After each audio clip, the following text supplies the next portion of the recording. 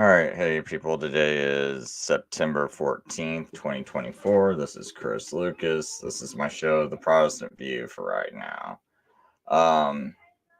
What I'm going to talk about today is just a couple of verses, because there's some things I found out when I was arguing with some people about some things, and they were trying to tell me there's verses in the Bible. Well, okay, so when I say Jesus rose on the Sabbath, they think I'm crazy, and they're like, no, the Bible explicitly says he rose on the first day.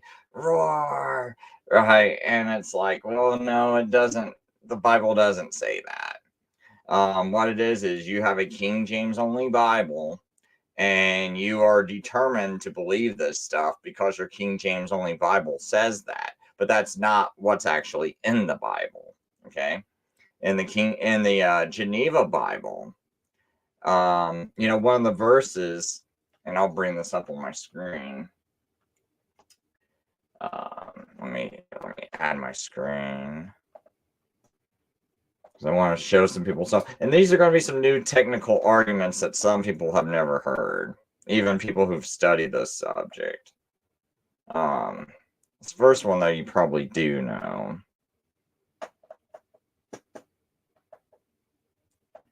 If I can get my screen to share.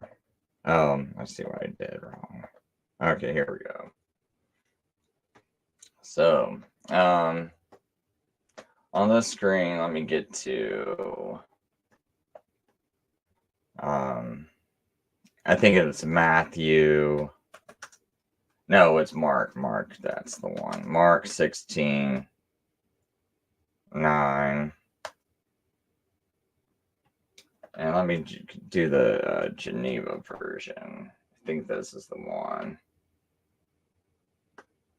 So, as you can see in the Geneva 1599 Bible, it says, and when Jesus was risen again, early the first day of the week, he appeared first to Mary Magdalene, out of whom he cast 7 devils.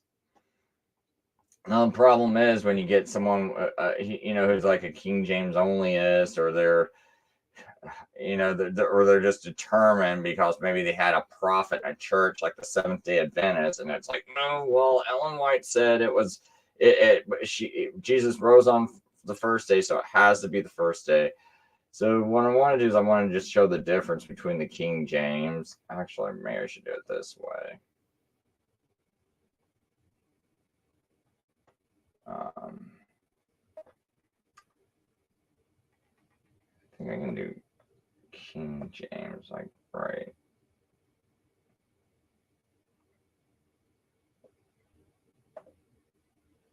I could have done authorized. Someone might actually cry if it's not authorized. Hopefully you can see it's kind of small. This is not.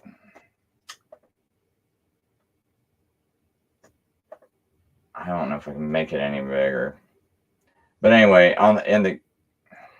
Oh, gosh.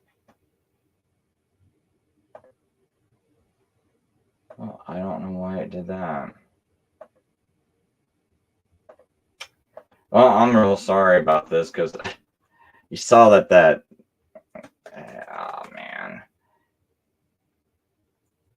Anyway, look, I'm getting kind of frustrated because the software messed me up.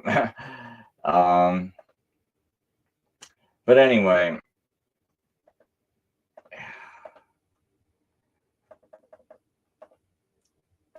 I'm sorry about this. I'm just going to go straight to the King James right here. Hopefully it doesn't do that again. Anyway, Mark 16:9 says, now when Jesus was risen early the first day of the week. See how it's just a run-on sentence right here. It doesn't have the comma, because it should have had a comma right here. And people will argue, no, see, now Jesus rose at the first day of the week. So you're 100% wrong, Chris, because my King James Bible is correct, right? That's what they'll claim. And it's kind of a frustrating argument, because in the Greek, it's not like that. And so I'm going to just get this, show something I wrote. And I do post this on my community post. Oh, no. Sorry, I got other things starting to open up on my computer. I'm trying to close them before they start playing. But anyway, so I wrote this on a community post. I'm going to read it. I'm not going to go into all the particulars of it. But, and if anyone wants to read it, I think I put it in my show notes. But basically, I say Mark 16:9 is not proof of a Sunday resurrection. The 1599 Geneva Bible puts a comma after the word risen. And when Jesus was risen again, comma, early the first day of the week, comma, he first appeared to Mary Magdalene, out of whom he cast seven devils. I quote this because I do not want someone arguing that I'm using some new corrupt Alexandrian-based text. And even earlier translators saw this. So that's my point to quote the Geneva, is that even earlier translators saw it. So this isn't like some newfangled thing I'm, coming up with. Given the structure of the Greek text and the historical context of the punctuation, it is reasonable to place a comma after risen to clarify the sequence of events. The participial phrase, having risen, sets the stage for the main action, which is Jesus appearing to Mary Magdalene early on the first day of the week. The interpretation aligns with the logical flow of the narrative and the grammatical construction of the Greek text. Participial phrases in Greek, participial phrases often precede the main verb and can be separated by a comma in English to clarify the sequence of action. Temporal markers. The use of early as a temporal marker for the appearance rather than the resurrection supports the placing the comma after risen. The participial clause, the phrase and Ἀναστάς is a participial clause which can be translated as having risen or after rising. This clause sets the stage for the main action that follows. Temporal adverb. The word pro it means early and is an adverb modifying the time of the appearance, not the resurrection. So the synadical flow, placing a comma after risen, emphasizes the sequence of events. Jesus rose potentially on the Sabbath, and then early the first day of the week, he appeared to Mary Magdalene. So, and then I give you some literal translations. And so up underneath is the Greek. And you can look at the same Greek text that the King James Bible uses. I think, as far as I know, it's the exact same Greek text. And so the literal translation, having risen, comma, now early on the first day of the week, he first appeared to Mary Magdalene, comma, from whom he cast out 7 demons. Now you can argue that the comma, that these original manuscripts didn't have commas in there, and that's fine, but you got to remember that stands for the entire Bible. So it's still proper for me to think there's a break there. So yes, even if you want to argue that the Greek text doesn't have a comma, this is my argument I'm putting forth, saying that it's still proper when you're translating it into English that you still put a comma there. All right. And then second of all, so there's this other verse in Matthew. So I'm going to bring that up. Matthew 28. And we're going to do the interlinear.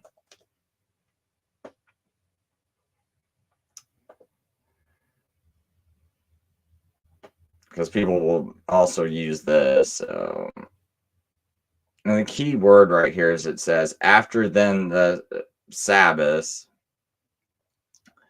it being dawn, towards the first day of the week came Mary. So right here's a key word, because people go, look, Chris, it was beginning to dawn. It was the morning already. It was after the Sabbath, meaning the 2 weekly Sabbaths, if you want to say this is both Sabbaths, because that's how they're translating it, is this word Sabbath. So that probably means there was 2 Sabbaths that week, the high Sabbath and the which would be the Passover Sabbath. Well, the first day of unleavened bread, which happens right after Passover. Passover it's kind of a weird thing because it's technically the preparation day before the day of unleavened bread. But it's like it happens as soon as sundown happens. And then as soon as sundown happens, then it's the first day of unleavened bread. Because you got to remember the lambs had to be slaughtered during the day, and then right at evening is when the Passover event happens, right? So the lambs have to be slaughtered before the first day of unleavened bread starts, which is like you have to have them slaughtered before the Passover, right? So anyway, so then after the Sabbath, so I would think that's 2 Sabbaths that week.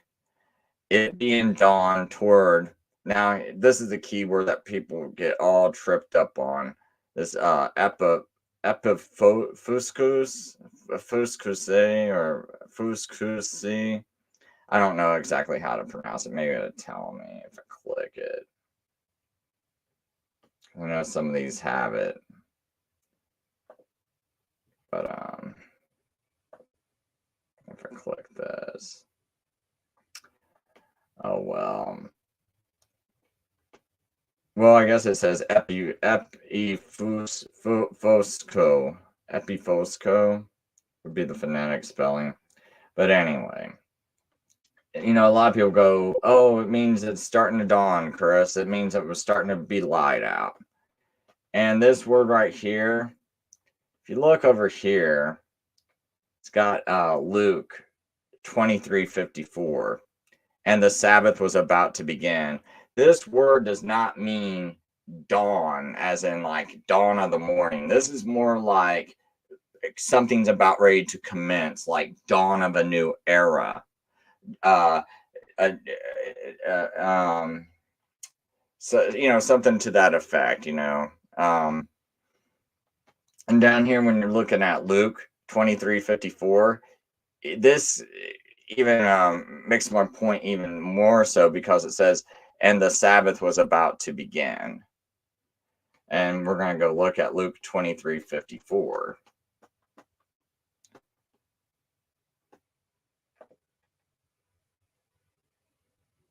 Let me see.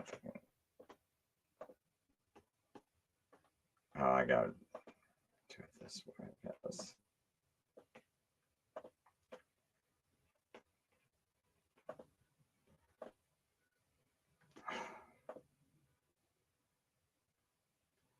Let me just do it this way. Luke 23:54.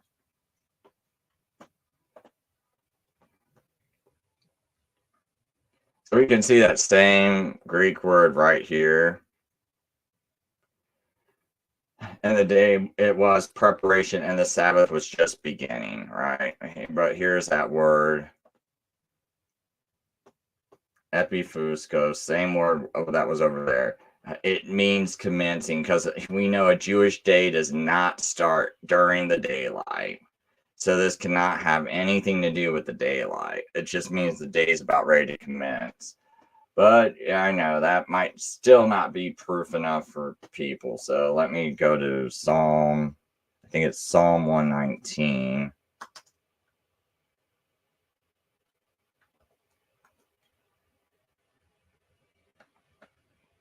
I think it's way down here about, is it, might be one.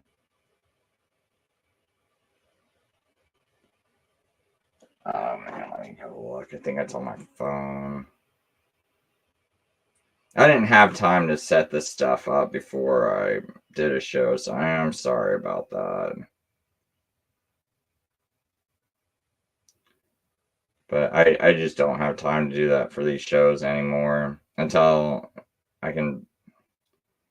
But I do want to get this information out there so people can have it, so they know that these verses for the first day of the week do not exist.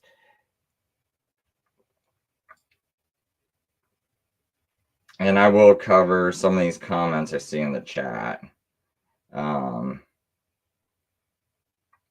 But let me see here. I know it's Psalms 119. I just got to find the exact verse. Oh, 147. So here it is.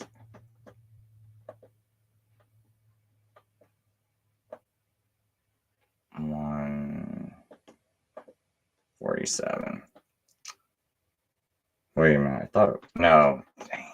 I went to the wrong thing.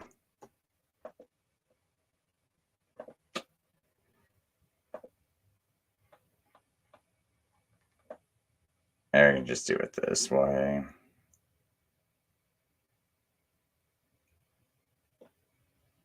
Okay, yeah, here it is. We got I rise before the dawning of the morning.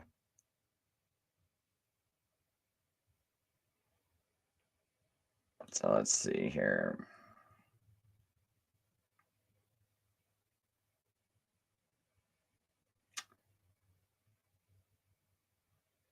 I thought this word was morning.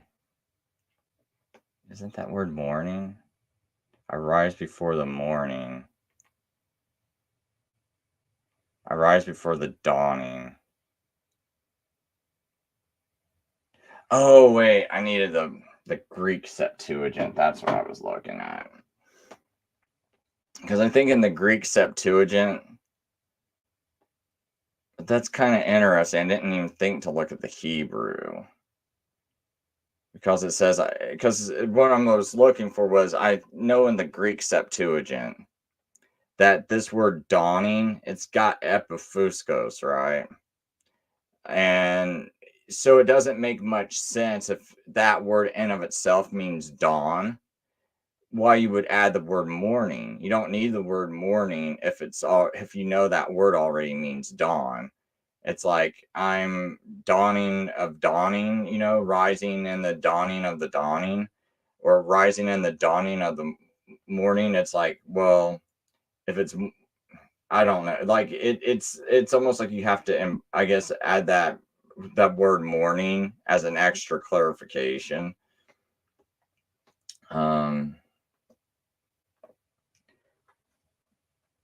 I don't know. I forgot that I had to do it this way, so I don't know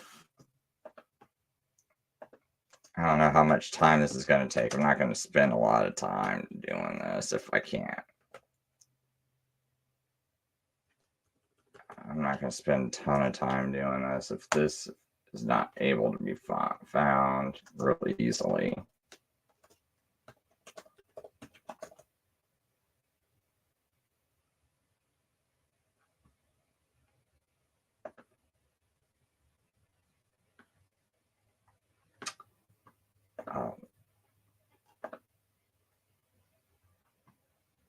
Now, I don't know where there would be an interlinear where it shows the Greek Septuagint. I'm not really that familiar with doing it, so I'm not going to bother using this argument. I think it was good enough that I used Luke 53 just to show that word can mean dawning. So I'm not going to overdo it. So you said, yeah, Adrian, the third day is the Sabbath day. Because if you say because Adrian says Acts 10:40, but God raised him up on the third day and allowed him to be seen. So let's go, but it doesn't say that it still doesn't say it's the that it's the first day. So Acts, let's see here, 10:40 interlinear.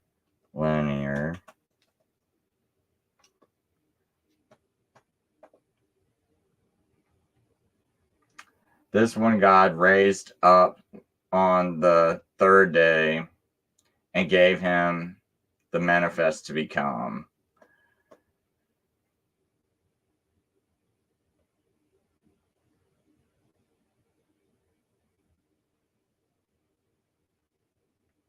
You won't see the way I look at this whole timeline, though, is if we got Wednesday crucifixion timeline, I ought to be able to have like some kind of visual aid. Because to me, like, this still doesn't hurt it in any way. Because we don't count Wednesday, all right? Because that's the day, like I said, I don't understand why that has to be inclusively counted. If someone goes, no, you have to, that's got to be inclusively counted. It does not have to be inclusively counted. There's nothing in the whole entire Bible that says that date has to absolutely be part of the inclusive counting. And second of all, you're only talking about a piece of the day, and even some of the gospel makes it sound like they buried him right as the day was ending, like it would, like the day was over. I mean, if you read Matthew 27, it sounds like they actually buried him as it was becoming Sabbath, right?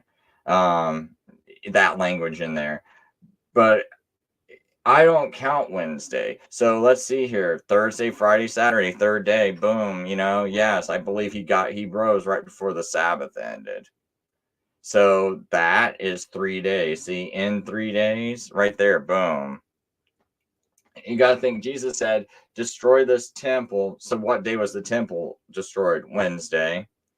And in 3 days, I'll raise it. So 1, 2, 3, in 3 days. Just like if someone owned a company, and they said, if your house gets torn down by a tornado, we will rebuild it in 3 days. Well, I would not count the day my house got torn down. I'd be like, okay, my house got torn down, Wednesday. I called them, and they're like, okay, we'll build it back in 3 days. I'm not counting Wednesday the day I call them. That's the day it got torn down. That's the day it got destroyed.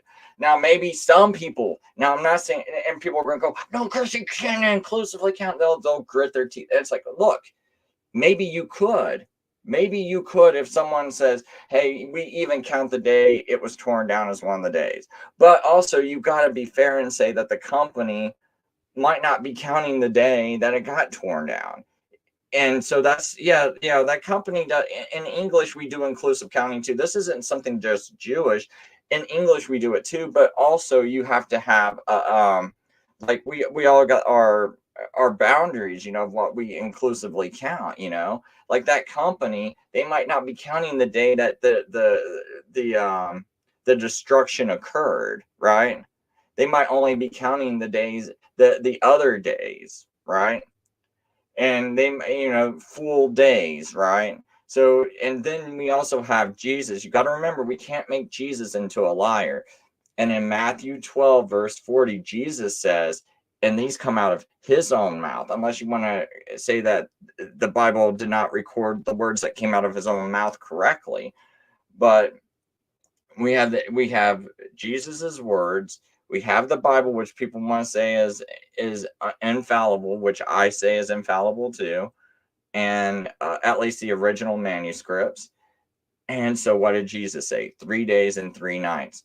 Well, I get 3 nights out of it, because as soon as the first day of unleavened bread starts, right here is Passover, right? This is where actual Passover is, right at this point between the day and the night of Wednesday and Thursday, because I'm saying Thursday was the first day of unleavened bread. Wednesday, they're slaughtering the lambs. You got your Passover that happens right at this point. And then as soon as Passover happens, which is this line right here between day and night, now it starts your 3 days and 3 nights. Okay.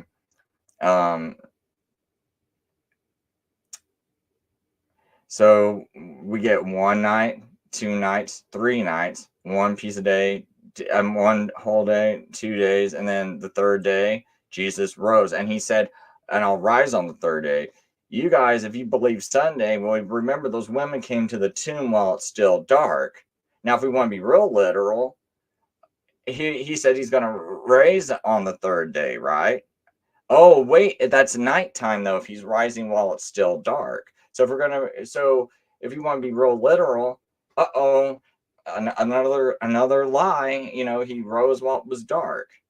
Now, I just think he means day overall, but it just happens that daylight and day is both the same thing. And when the day and the daylight, I have Jesus doing both. But I mean, if I want to be real argumentative and really hold on to every single little word, hey, I have him actually rising during the day while you guys got him rising at the night. But also the fact is, you can't just discount like Jewish customs and say, no, I got this pet theory about the King James Bible being 100% right, or I got this pet theory that my prophet Ellen White was right and that Jesus had to rise on Sunday.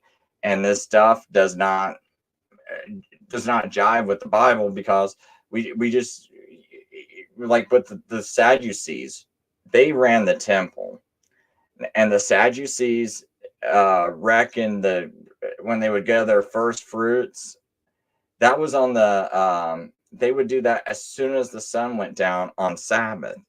So guess what that means? If the sun's going down here and they gather first fruits as soon as the sun goes down, that's right here. That means the first fruits already have to be out of the ground. You're not going to gather them right here. You're not going to gather them as soon as the sun goes down if they're still in the ground. They have to be out of the ground. Which then it makes sense, because it's like, well, if the wave sheaf offering isn't even done until like 9 o'clock in the morning on Sunday, why did God raise Jesus out of the ground so early that day, right? Why not just raise him right near the wave sheaf offering, right? And then if he gets raised near the wave sheaf offering, he's never having to bother telling people, oh, hey, don't touch me, I haven't ascended to my Father yet.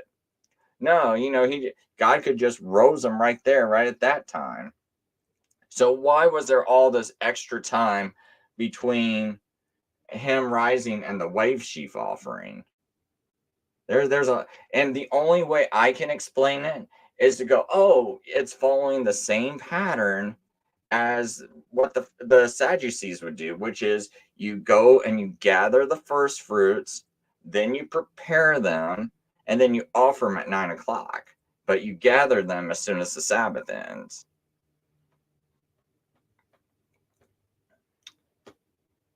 So that's all I can. I mean, I don't know how else you reckon it, because so if we got a Friday crucifixion, you got this little piece of daylight, you got this night, then you got this day, and then you got the Sadducees gathering the first fruits right here. So you only got 2 days, a little, because you're counting this little piece of a day, and one night, and then the Sadducees are gathering the first fruits. Even if you want to say, oh, well, he rose on Sunday.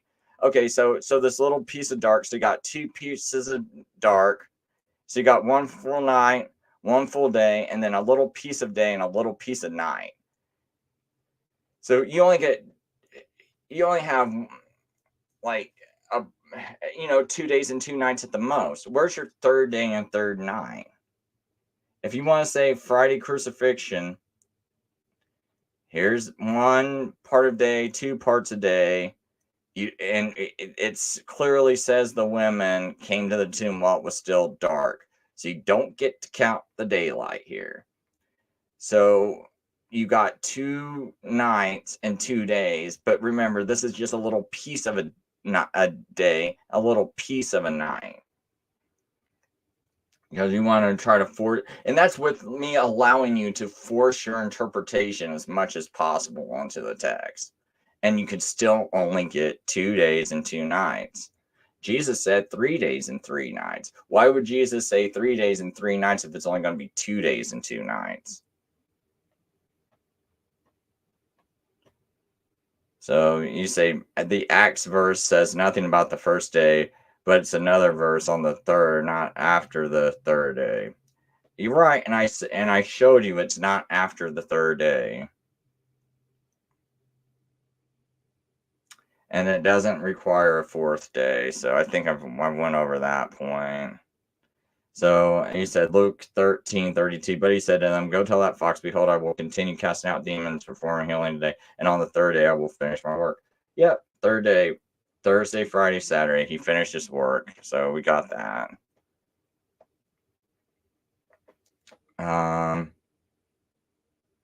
Yeah, I agree with that. Sabbath finishes at sundown. The first day would start Saturday night. That's right. Evening. Yep, it's still dark at 6. Well, yeah, it's still dark at 6 a.m. I know. That's why these people are crazy thinking that Jesus rose, while, I mean, like you can get another day out of it. It's still dark at 6 a.m. So you're only going to get 2 days and 2 nights at best. Even if you want to say the women came while it was still dark. Yeah, remember, it's at 6 a.m. It's still dark, isn't it? So you can't give people this piece of daylight. They came while it was still dark. So it doesn't matter. It doesn't help them at all. So today, tomorrow, third day, Luke verse.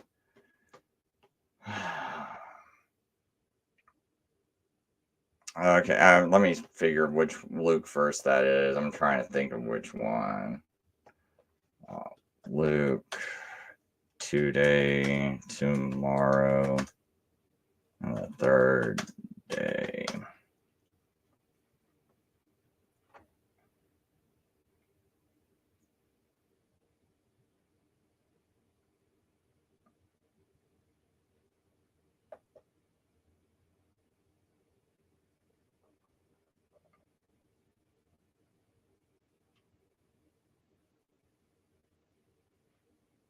Yeah, I just don't. What is like? What's this reference to? Like, I don't know what. I don't know what day he said all this.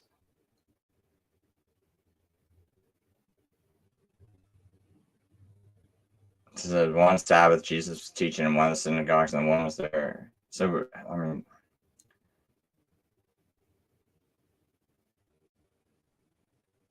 At that very hour, some Pharisees came to Jesus and told him, leave this place and get away because Herod wants to kill you. But Jesus said, go tell that fox, look, I will keep driving out demons and healing people today and tomorrow, and on the third day I will reach my goal. Nevertheless, I must keep going today, tomorrow, and the next day, for it is not admissible for a prophet to perish outside of Jerusalem. Yeah, I wish I could understand why, like, what is it that you see in here that is messing with the timeline? Like, I mean, I honestly don't get it. Like, I mean, if you want to come on my show and tell me real quick, I mean, that's fine, or, take 5 minutes, 10 minutes, whatever. And I could throw out that link, but I don't understand why this I don't understand why this right here helps with your argument. I must keep going today, tomorrow, and the next day, because I don't think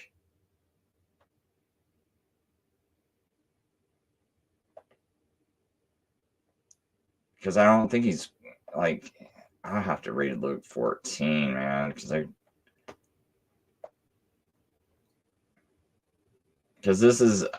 don't like that. Just, well, you're okay, so you're assuming that's the day he's crucified. Like, I don't know what's in that verse when today would be the day he's crucified.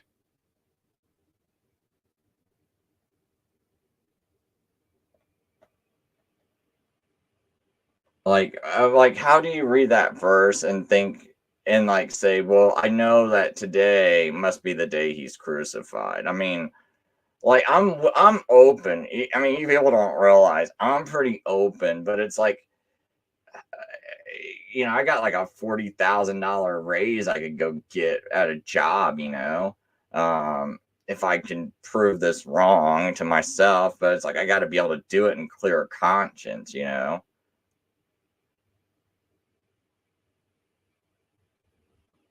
So you say way of showing starting point is today as day one.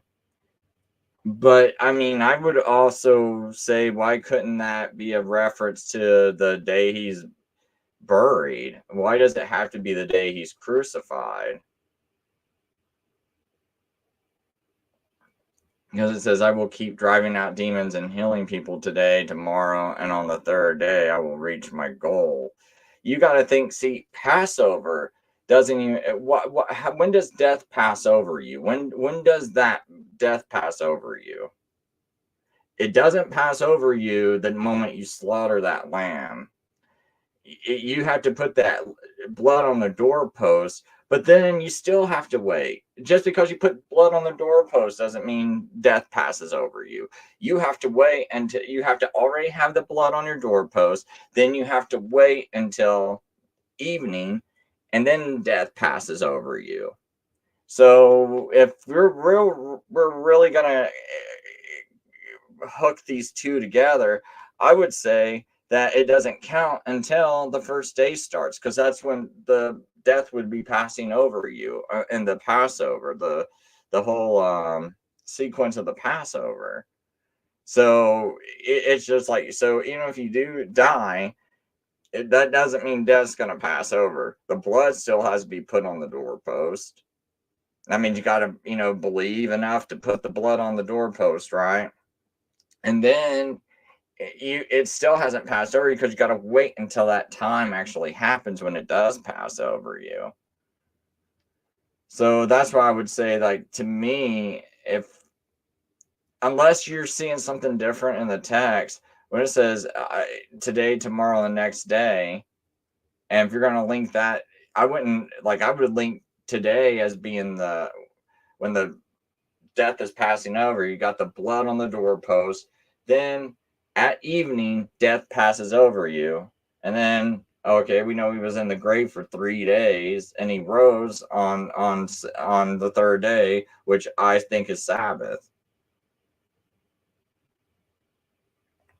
I mean, and then you still have a problem with Jesus saying 3 days and 3 nights, right? So you say, forget Passover, Sabbath, and the crucifixion. Just look how Jesus is saying that today is day one of the count of the third day. Well, even if today is the count of the third day, what was he doing that day? He was already healing people. So if he was crucified on the cross, that you don't like when the Passover happens and death passes over you, it does not happen until the evening. So that lamb did not protect you from anything until that very evening, right? When that thing's actually, death is actually passing over you. So, I mean, to me, I would not count it, and I would not count the day until Passover starts, which is the first day of unleavened bread, which starts in the evening. So that's why I would count it that way. I don't understand why you would, what in this verse even says this means the crucifixion when he says today, because it's not even like he's saying this the week of the Passover, right? He's saying this before this even happens. I'm not sure how long before the crucifixion happens, but he's saying way before the crucifixion happens. So we know he's not talking about the very day the Passover happened, right? So if he's not talking about the very day that Passover happened, then how do you connect it to that? Unless, I mean, what was this, like a Passover in here? Like, I don't even see where this would be Passover. Like, maybe, because I was thinking maybe it's a previous year Passover. Maybe that's how you're connecting it. But when I'm reading this, it's like, I just don't, I don't see it in here. Yeah, you say, I stated that there is no text counting today as day one. No, what I'm saying is, as far as inclusive counting goes, it people can have different ways of inclusively counting. Like I said, if you own a business and you say, hey, if your barn gets destroyed by a tornado, uh, uh, our business will fix it in 3 days. But now, is it proper to tell that business, hey, you said it was going to be fixed in 3 days, and the tornado tore down my house right before the day was over, and it's been 2 days since that. And it's like, well, I think you would say 3 days, because they said, like, that's like that business. I mean, maybe some businesses might count that, but to say that, oh, that's definitely how you should count it, it's like, no, they might be starting with the day after the destruction, right? So after it gets destroyed, in 3 days, in 3 days we'll rebuild your house, right? So, or rebuild your barn. And so I just don't see nothing in the text. Dude, like I said, there's all kinds of inclusive counting. Inclusive counting, though, to be honest, if I say, hey, let's say I got a business, right, and it's a barn rebuilding business. I say, if your barn gets destroyed by a tornado, I'll rebuild it in 3 days. I have inclusive counting too. I am doing inclusive counting. And if someone came up to me and goes, okay, Chris, my barn got destroyed Wednesday, and you said it, well, let's say my barn got destroyed Monday, Chris, and here it is, and so here it is, it's Tuesday, Wednesday, it's Wednesday, Chris, it's still not built yet, it's not even close to being finished. Well, my inclusive counting might not count the day the barn was destroyed. Like, when I run this business, I'm not counting the day your barn got destroyed. I said I'll raise it in 3 days, but I'm not counting that as one of the days, not the very day it gets destroyed. My inclusive counting is from the day right afterwards, and I'm including all those days. And and then part of the inclusive counting is, it's not that the third day has to be totally fulfilled. It can be partly fulfilled, right? But I'll have it done in 3 days. No, well, you guys are exhausting Bible vibes, because I'm saying you guys have this real wooden way of doing this, and your wooden way also doesn't explain the text, right? Because, like, when I have this up on the screen, we have, okay, is Jesus a liar? Where is it that, because I also went through the text. I went through Greek literature, Jewish literature. You know what? You guys show me where it says heart of the earth somehow adds an extra day and night to all this, right? Because it's like, if he was arrested on Friday, right? Because he got arrested on Friday, and maybe you say, I don't, and it's like, even that, you still don't have, you don't have no other period of light, so you still don't have your 3 days and 3 nights. And I mean, but you gotta even prove heart of the earth even means that, because the heart of the earth, when I go try to study this, it just means buried in a tomb. There's no proof that it means anything but buried in a tomb. You guys have to come up with that. Right? I mean, it's like, you guys are like, I'm showing you that the text does not say he 100% rose on Sunday. There's not a piece of scripture that you can read and say, oh, the scripture conclusively says, explicitly says he rose on the first day. And I'm just going by my understanding of Jewish culture, right? I'm not going to read the text outside of Jewish culture. And I know the Sadducees are gathering first fruits as soon as the sun goes down. then it stands to reason that if Jesus is supposed to be this, then he was probably already raised at that point. Like, I'm just using some logical deductive reason.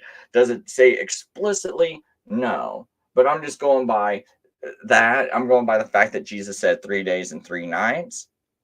I'm going by the fact that why did God have him up and about way before the first fruit offering, the wave sheaf offering? Why did God have him walking around and about all that time? But see, but through this view of mine, I have a reason. Oh, he was up and about because God raised him to mimic the same pattern of the first fruits, which were gathered as soon as the sun went down on the Sabbath. So now I have a reason for having Jesus out of the grave, which you guys just have him walking around, but you don't know. You just shrug your shoulders. I don't know why he's up walking around. I'm just saying, and I'm not saying maybe I'm wrong, but I'm like, I have like going by this whole thing that I'm laying out. I at least have reasons for it.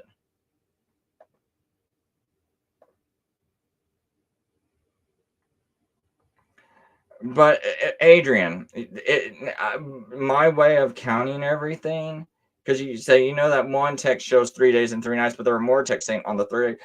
And I showed you it is on the third day.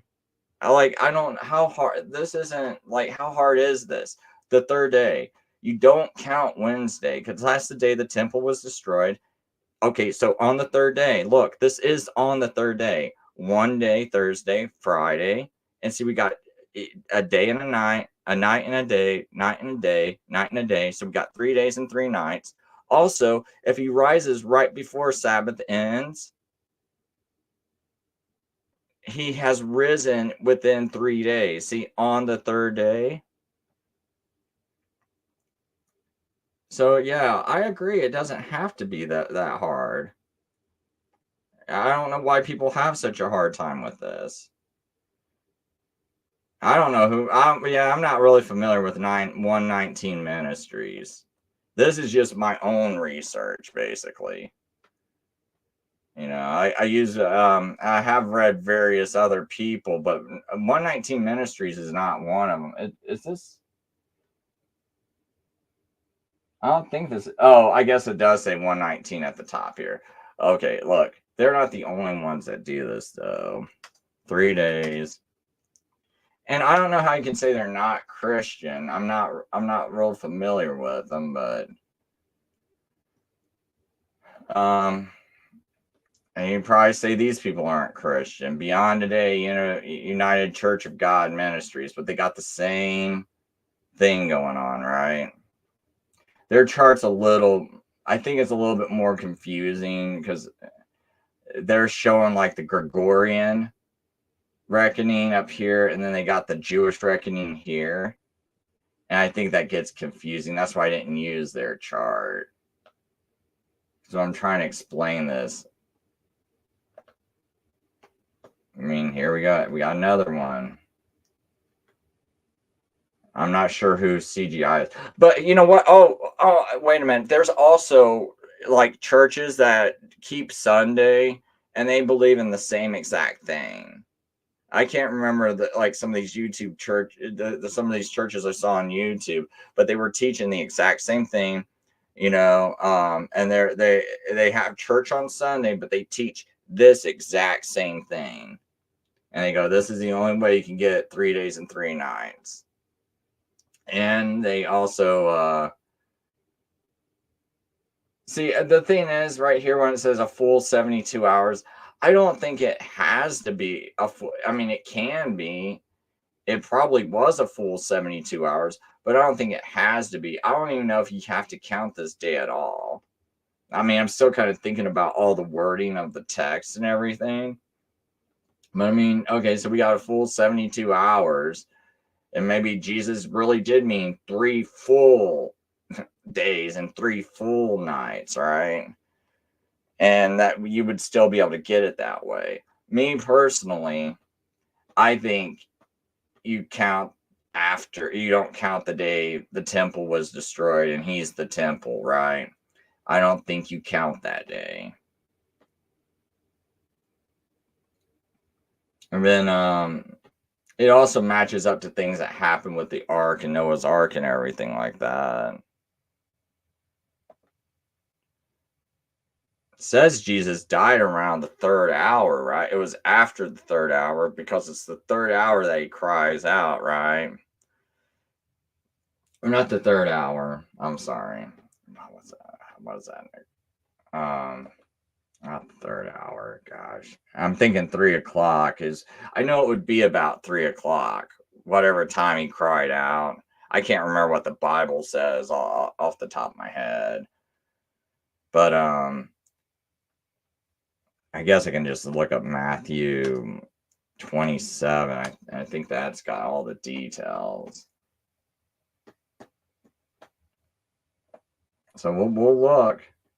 But I noticed no one's got a verse that says he rose that day. Like where you have to say, oh, he rose in 3 days, and that's where you're having to push the argument to.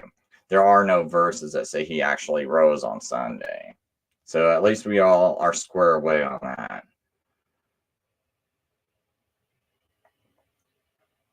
So, okay, in the 9th hour. So the 9th hour, it was darkness, right? So 9th hour, since they're going by the sun, right? And they're going by sundials and things.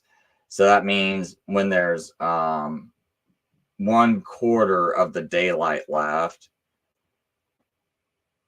And then it says, about the 9th hour, Jesus cried out with a loud voice, right? So about the 9th hour. So that means that 9th hour could have already been passed, right? Or in the process of passing. So if Jesus was crying out, how does he instantly die the 9th hour, or is it just kind of is it like the 9th hour and 30 minutes, right, when he finally dies? I don't know. The text it just says about, right? So that leaves. I think basically they had 2 hours once they got him off the cross to get him moved to that sepulcher and buried and wrapped up.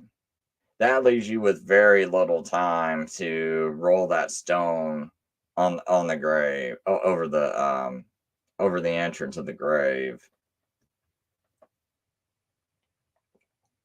And if you look here, what does it say here? When evening had come. So how literal do you want to take that verse? Do you want to say that they're messing with a dead body after Sabbath has already started? And I mean, if that's the case, then my whole argument's set in stone, man. If you want to, because we can see now when evening had come. When's evening? Huh? When's evening? Evening's the 12th hour, isn't it? That means that's starting the next day. Now, I don't think it was exactly evening. I think it's when it says now when evening had come. And look, this doesn't hurt my argument. This hurts your guys' argument. If you want to say, no, it absolutely means evening. Okay, if it absolutely means evening, then all those verses that talk about the women buying spices, that cannot happen on the Sabbath. That means there was definitely another Sabbath, and that means there was 2 Sabbaths that week. Now, I don't think there's enough time to go buy those spices anyway. And they got to go, and then they still have to rest, right? They have to rest before the Sabbath. You can't buy those spices prior to the Sabbath on this day. And you don't have, I don't think you have time. I don't see how you have time. You have 2 hours left, but right here it says when evening come. And I could easily say, oh no, this absolutely means evening, and they're burying Jesus, and when they're burying him, it's after the sunset. So now we really can say, he wasn't even buried until, until after the Sabbath. Well, that's all I'm saying is that there's no verses. So when I'm challenging Miles Kettleson to a debate on the Sabbath, First of all, you got to think that Miles keeps saying all these wild things, right? Let me just go ahead and play some of Wild Miles talk, right? When he had that thing the other day. Let me see here. Because I'll kind of conclude the show with this, because this is why I was starting the show. I kind of just forgot.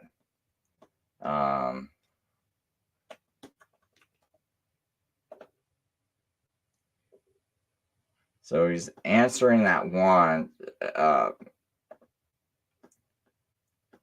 Yeah, right. Sam is saying this. He says, yes, I do keep the Sabbath as defined, explained. And let me see here. I think I go back here. I think this is where Miles says real crazy things. So I like Miles on answering Adventism, but I mean, I disagree with, but see, if you attack the Seventh-day Adventists, it's easy to attack them this way. Because the Seventh-day Adventists believe that Jesus rose on the first day. Explaining for my audience how the SDA system is defining things, not putting my own spin on what they're claiming by reading into it definitions they don't mean. Notice he only cites Exodus 20. I brought this up in my presentation. I've said multiple times we're going to get to this. They always cite Exodus 20 and don't look at the conjunction or look at it in conjunction with Deuteronomy 5. So let me help Jeff out here. Before even reading, I'm going to be crystal clear about my point. Adventists will hear this and say, it still says the seventh day. Yes, we're aware. The point of bringing this up is that within the second giving of the law, that's what Deuteronomy means. Deuteros is second, and onomy is law. The second giving of the law. Exodus was the first giving. Deuteronomy is the second. In the second giving, we see that the fourth commandment changes in its ceremonial form. And I'll explain what I mean by that. Notice the side-by-side of the two. What's the difference? Exodus 20, 8 through 11. Remember the Sabbath day to keep it holy. 6 days you shall labor and do all your work, but the seventh day is a Sabbath to the Lord your God. On it you shall not do any work, you or your son or your daughter, your male servant or your female servant or your livestock or your sojourner who is within your gates. For in 6 days the Lord made heaven and earth, the sea, and all that is in them, and rested on the seventh day. Therefore the Lord blessed the Sabbath day and made it holy. And then Deuteronomy 5, 12 through 15. Observe the Sabbath day to keep it holy, as the Lord your God commanded you. 6 days you shall labor and do all your work, but the seventh day is a Sabbath to the Lord your God. On it you shall not do any work, you or your son or your daughter or your male servant or your female servant or your ox or your donkey or any of your livestock or the sojourner who is within your gates, that your male servant and your female servant may rest as well as you. You shall remember that you were a slave in the land of Egypt, and the Lord your God brought you out from there with a mighty hand and an outstretched arm. Therefore, the Lord your God commanded you to keep the Sabbath day. And thus the reading of God's holy word. Is everything about those identically the same? Every single aspect? No, they're not. Part of the ceremonial form of the command has changed. What is to be remembered changes. Now, this doesn't mean that they weren't to still remember God as creator. That's not what I'm saying. But we see an addendum, if you will, which is added to the ceremonial form that it was to also memorialize redemption. Creation, rest, redemption. As redemptive history is unfolding, more revelations happening. It's rooted in creation, rest, and redemption. This is why the author of Hebrews in chapter 4 ties the Sabbath to both creation and redemption. The largest portion of New Testament literature we have on the subject of the Sabbath is Hebrews 4. And the entire point is that after explaining in Hebrews 3 that Jesus is a better Moses and a better Joshua, Jesus is leading a better Exodus out of a worse slavery than Egypt, slavery to sin. And he's leading us into a better promised land, not earthly Canaan, but the city of God. This was made possible by the Lord Jesus Christ, who redeemed the creation that fell in the beginning. That's why the gospel is good news. It's the news about the person and work of Jesus, who he is and what he did. It's why Christians are right when they say Jesus is their Sabbath rest. Yes, this is true. Some of us are simply willing to recognize one step further that just like of old, there's still a Memorial Day that serves as a landmark for when we remember and celebrate the gospel, which is what church worship is. We're celebrating the accomplishment of our redemption in the gospel, and we have biblical basis for why we do this on the first day. It's not traditions of man. It's the day Jesus entered his rest after accomplishing this recreation work and entered his rest. And until we physically arrive there, that Memorial Day will continue until we arrive at that place where our bodies are glorified and we no longer need physical rest. So that's the problem with the Seventh-day Adventists, because they believe, because Ellen White taught us, that Jesus rose on the first day. I don't see it in the scripture, not explicitly. There's nothing in there I'm aware of. So what Miles is doing, just so people can understand what he's doing here, is he's saying that it's also with Deuteronomy, it was like God is saying that I am redeeming you, right? And that's part of the reason why there's like this new part that gets added to Deuteronomy that's different than how it was stated in Exodus. So now he's connecting that and saying that, it was also to be a memorial of redemption, of taking you out of Egypt. So that's why he's tying it back to this Sunday is now this new thing that Christians should do and observe. It's this new kind of Sabbath and all this. And the whole argument, though, falls apart if there's no clear-cut scripture that's saying Jesus rose on the first day. And my thing with the Seventh-day Adventists is that they care more about Ellen White not being proven wrong than they do about the Sabbath, because why would you not explore arguments like the one I'm presenting if the scripture matters to you more, if Sabbath matters to you? Why would you not explore these arguments I'm putting forth? Why are you fighting them so hard in order to help give someone like Miles more ground to stand on? Which, I mean, and me personally, it's like these arguments are unconvincing to me until someone can show me 3 days and 3 nights. But obviously Seventh-day Adventists don't need 3 days and 3 nights because they just believe Ellen White. So they don't need to know where these 3 days and 3 nights came out of.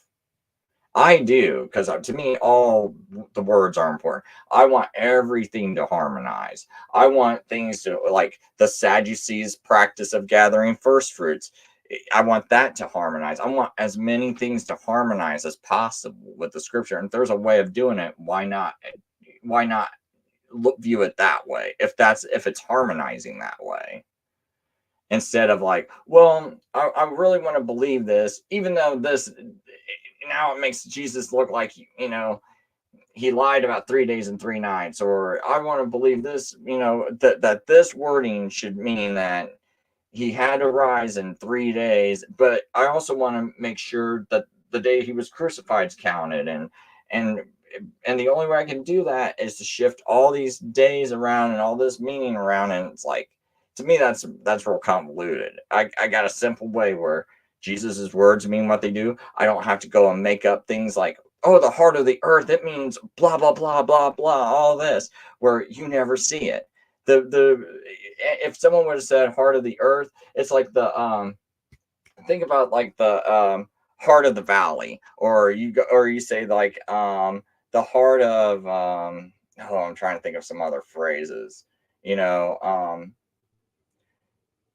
but I don't know, basically there's ways of saying heart of whatever, insert whatever, and it would mean in that thing, and it doesn't mean anything else. Like it just means you're in that thing, you're in the heart of the thing, you're deep in that thing, you're in, or whatever, it's like you're in that thing.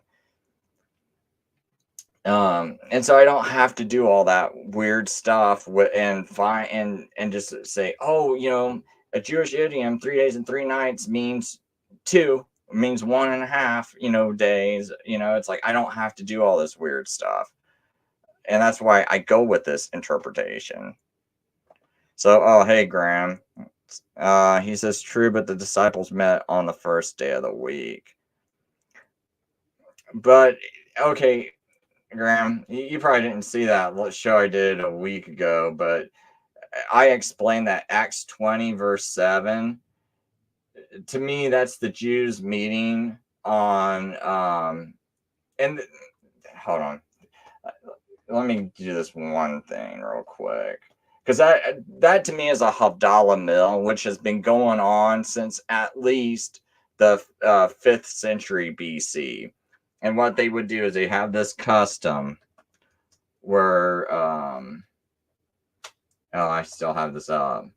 But if we just go to a Jewish website, it'll tell you, Havdalah blessing and instruction. What is the Havdalah? On Friday evening, we sanctify the Sabbath with a Kiddush ritual. Now, as we take leave of it after a night and day of divine rest, so now it's talking about after the Sabbath, we once again pronounce holiness of the day over a cup of wine. The Havdalah separation ceremony is a multi-sensory ritual employing our faculties of speech, hearing, sight, smell, taste to define the boundaries that God set in creation between the sacred and everyday. Havdalah is done after nightfall on Saturday evening, which is when Sabbath ends. So so it says, upon the first day of the week, they came together to break bread. And they would also, that was also a custom of breaking bread, which I'll show in a minute. But this Havdalah meal, that would be something they would do right as soon as they would, as soon as Sabbath would end. And they would get together, they'd have a meal. And it also makes more sense to think that Paul preached for about 5 or 6 hours, or maybe 6 to 4 hours, till midnight, right? So here they are, they meet, they have they do the Havdalah, and then Paul's preaching to them until midnight and then departs the next day, Also, when you think about that whole account when he's traveling, because if we go before that, he's traveling for 5 days after just observing the Feast of Unleavened Bread. And now he's going to travel for 5 days. For 5 days. And then he gets there and he says he stayed for what? 7 days, right? And to me, if he's still observing the Feast of Unleavened Bread, he's probably still observing Sabbath. And just because it does say that in Acts 18, where, he's preaching to the Jews and Gentiles in the synagogue on the Sabbath. So it seems like he's still observing the Sabbath. We never see him say, hey, come to this Sunday service we're having. And it wouldn't make much sense for there to be a Sunday service going on. And then he's saying, hey, wait, come to the, instead of going to the Sabbath and waiting another week, just come to the Sunday service we're having. He could have just done that to that whole group instead of making them wait a whole week. And then people think, Paul thinks the Sabbath and these festivals are weak and miserable things, right? And they'll quote Galatians 4 verses 9 through 10 and say, these are weak and miserable things.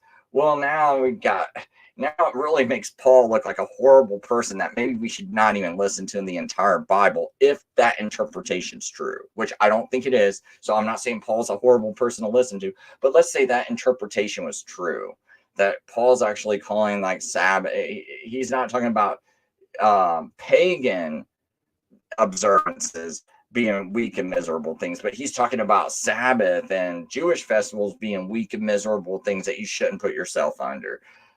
If that's the case, that's crazy that Paul is meeting with these people on Sabbath in Acts 18. If that's a miserable thing, he should have just said it's a weak and miserable thing. But I guess what he's going to do is, in a lot of people's mind, is he's having them meet there. And he's like, yeah, we're meeting here. Now that I got you converted, this is a weak and miserable thing. Don't ever do this again. I know I did this with you for many weeks where I met you and we talked about Jesus and everything on Sabbath, but don't do it ever again. It's a weak and miserable thing. I think people would be scratching their heads. Like, it just makes Paul sound crazy, you know? And so I just think it's a much more natural thing to think that here he is, he's keeping Sabbath, and we even see him at the Feast of Unleavened Bread, and now he's going to stay there for 7 days. So I'm thinking he's traveling Monday, Tuesday, Wednesday, Thursday, Friday, and now he's going to stay there for 7 days starting Sabbath, right? So now it's Sabbath to Sabbath, and now it says he stays there for 7 days, right? And now that's the end of the 7 days because it's the evening time. So now they're having that Havdalah meal, and now he's going to go, and the next day, which is Sunday, he's going to go traveling. That to me makes more sense. So as far as the early church considering the Lord's Day to be Sunday, it just says the Lord's Day, and yes, we see 200 years later, but we don't see early writings. I mean, maybe some exist from some people, but I'm talking about within like the first 100 years of Christ, being crucified. Within the first 100 years, I don't see anything conclusively that says that the Lord's Day is definitely Sunday. And part of my thinking is I'm reading some of these texts, about like you got Gregory of Tours, who wrote around the 6th century, I think. And anyway, Gregory's like,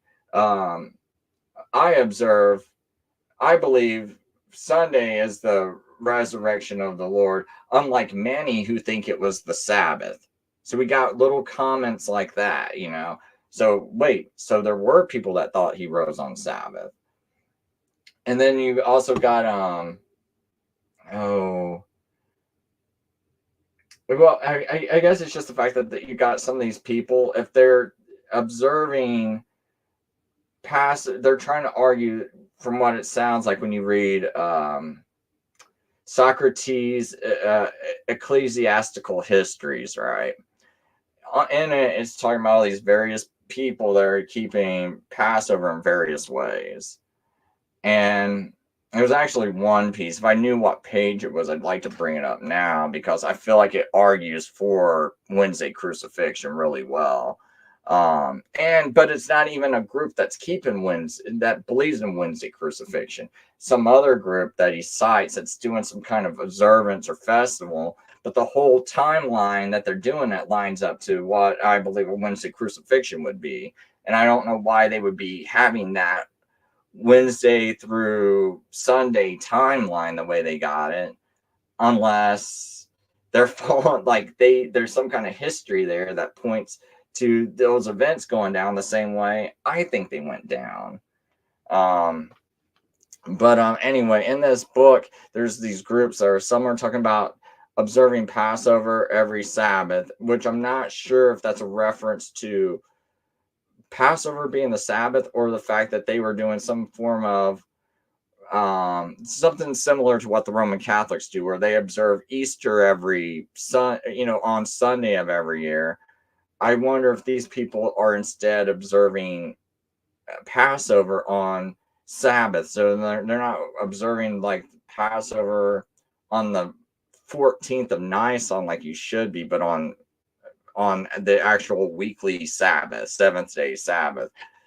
I'm like the language I'm unsure about. I need to like look into the language more, but it's a little awkward. Like it just sounds a little awkward because I can't figure out whether they're actually talking about the Sabbath, weekly Sabbath day they're observing Passover, or whether this group is observing or calling the first day of unleavened bread the Sabbath and observing it that way. Like it's a little bit unclear when I'm reading that.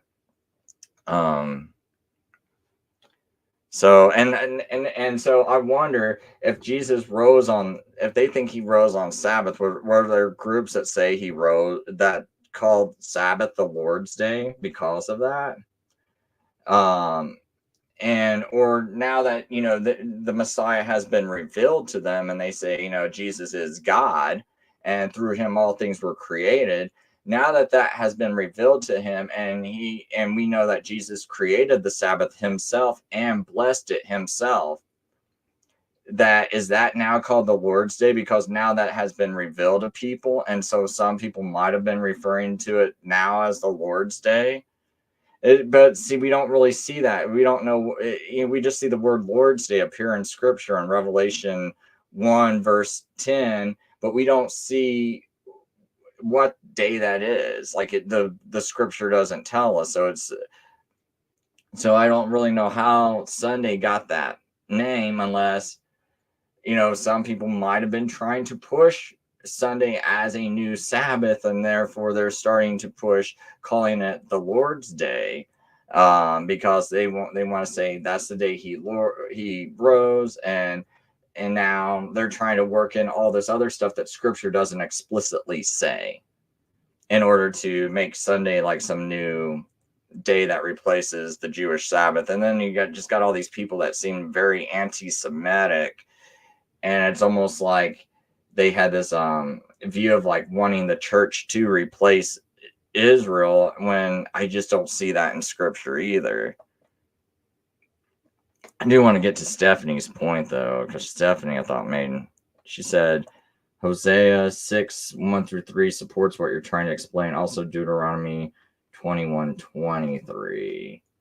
So I'm going to look up Deuteronomy first, because that would be a new argument that I've never heard. I'm not familiar with. So I'm starting with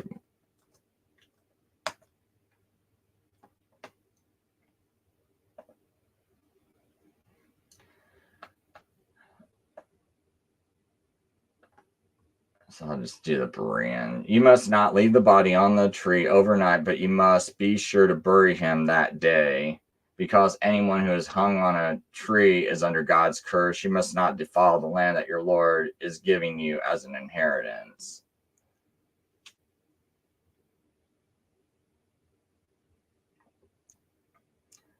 Yeah, I mean, that's me. Well, that would only kind of be helping my argument that he needs to be buried.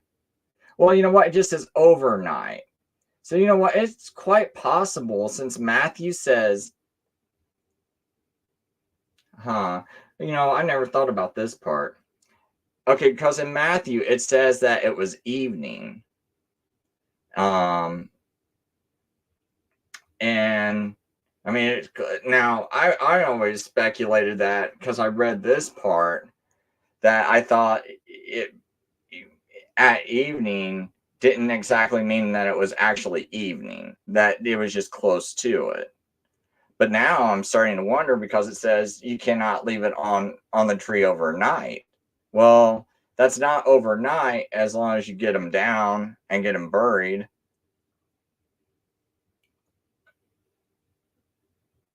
So, yeah, because it's in King James says his body shall not remain all night upon the tree.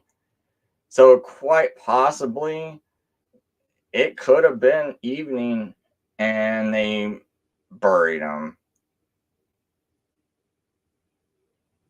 So that might mean that he actually got buried right at the evening. So that day was already over.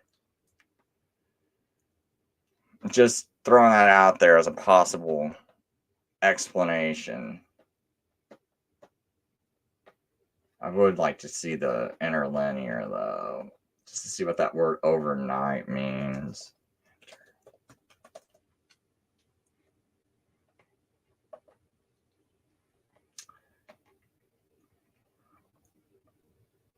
Not overnight shall remain his body on the tree, but surely him bury you shall, or shall you. Day that for the accursed of God he is. Oh, wait a minute. I'm getting this wrong. I keep forgetting that the interlinear, when you read it, you gotta each section you read from left to right. So not shall remain overnight his body on the tree, but surely you shall bury him, day that for accursed of God, he who is hanged, so that not you defile the land.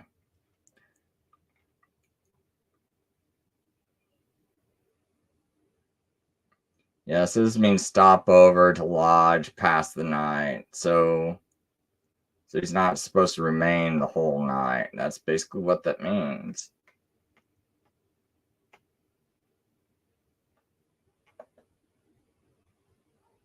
So now I'm going to read that other verse that Stephanie said. Hosea 6, 1 through 3.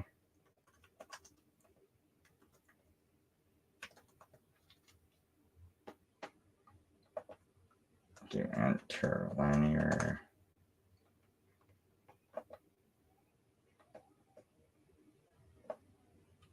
It says, come and let us return to Yahweh, for he has torn, but he will heal us. He has stricken, but he will bind us up. He will revive us after 2 days. On day third, he will raise us up, that we may live in his sight. So, but he will, let's see here, but he will bind up, he will revive us after 2 days. On the third day, he will raise up. I wonder what that.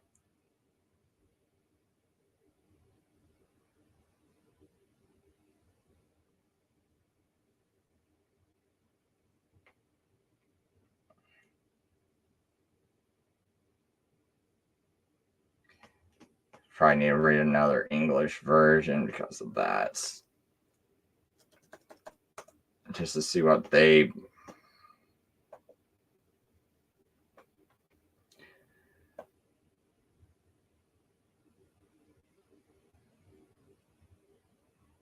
Okay, bind up our wounds.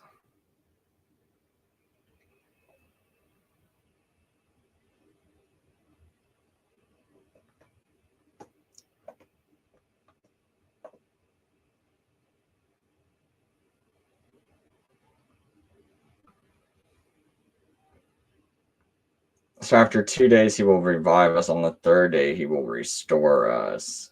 See, you only got 2 days if you believe in a Friday crucifixion.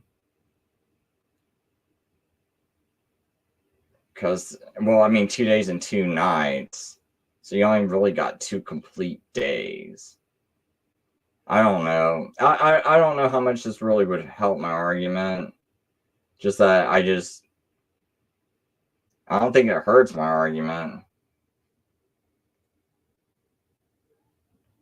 But see, I do have him rising us up on the third day because I believe, okay, he's in the ground for 2 whole days, and then on Sabbath, he's raising us up.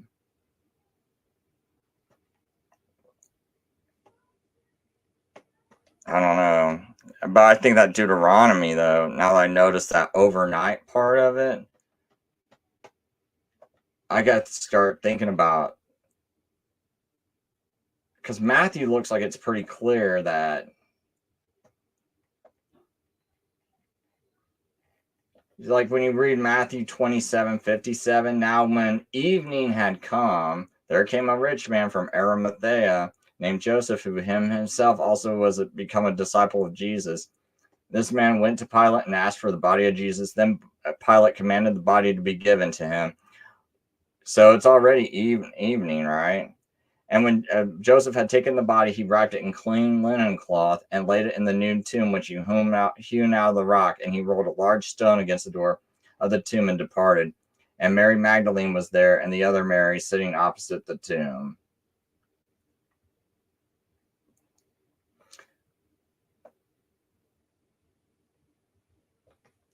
So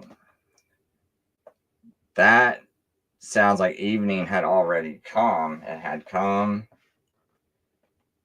And so technically, the body just can't stay overnight. So that's why they had to get him down. But it doesn't say that they had to get him down before evening. You just couldn't let him stay there overnight. So I got to kind of think about that. Because it could be that he just wasn't even buried at all on Wednesday, but he was buried after the sun went down. Just according to this text, if you read it that way. And then that would definitely, there's no way he could be in the heart of the earth.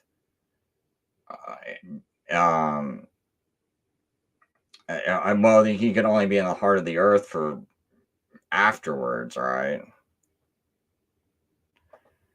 So I was hoping I could see some comments on Rumble or Odyssey or somewhere that would someone popping up comments telling me I'm wrong. YouTube, I don't see any either. So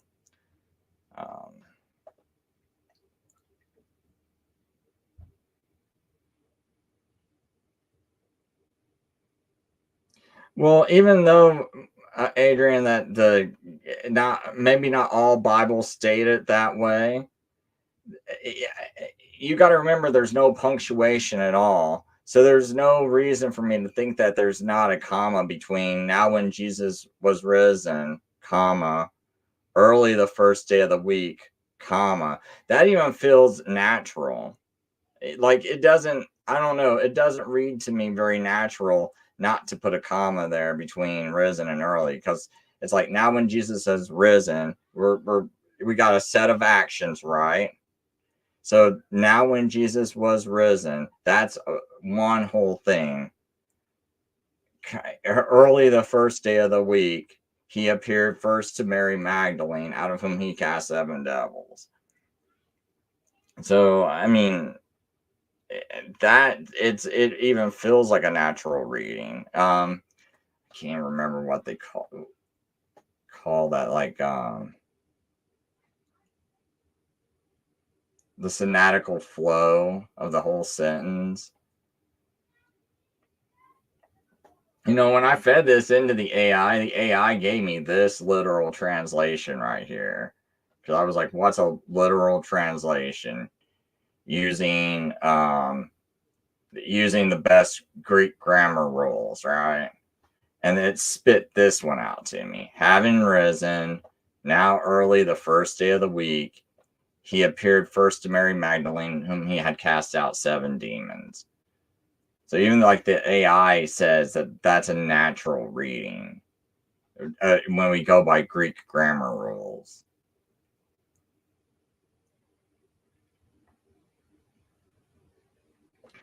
And the temporal adverb, right? So you have this word proi, meaning early, right? So when we see that now when Jesus was risen, early the first day of the week, it's modifying the time of the appearance, not resurrection. See, the argument would have to be where, if you want to say it absolutely is proof, you would have to say absolutely early is modifying when he was risen, not the time he appeared, right? And I'm saying that the sentence, when I'm looking at it, it looks like early is a temporal adverb modifying the time of his appearance, not the time of his resurrection. Because to say that also, I guess you could, what most people are saying is early the first day of the week is trying to describe when Jesus was risen. But when I'm reading it, it sounds more like it's just making a statement that he has risen now early the first day of the week. You know, he appears to Mary, right? That it sounds more like the first day of the week, early the first day of the week is describing the appearance. And whereas the first part is just saying, hey, Jesus is now risen, right? I mean, when I read the sentence, it's not just I'm trying to argue my own opinion. It's just, I remember years ago when someone first showed this to me, and I was like still going to church on Sunday and everything.